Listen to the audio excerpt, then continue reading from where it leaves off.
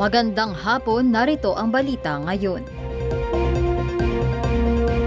Tinikita ng mga tauhan ng Metropolitan Manila Development Authority o MMDA ang convoy vehicle ni dating Ilocos Sur Governor Luis Chavit Singson matapos na mahuling dumadaan sa EDSA busway kaninang umaga.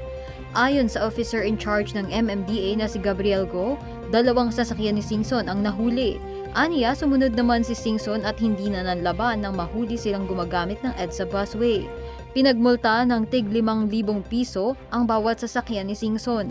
Dagdag pa ni Go, naging patas lang sila sa lahat at huhulihin ang sinumang unauthorized vehicle na dadaan sa EDSA busway.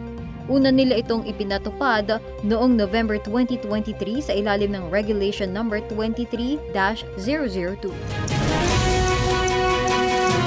Yan ang balita sa oras na ito sa Alt TV News. Una ang tama at totoo. Sundan ang balita sa Alt TV News PH sa Facebook. Manatiling nakatutok dito sa All Radio 103.5. Ako, si Athena Yap.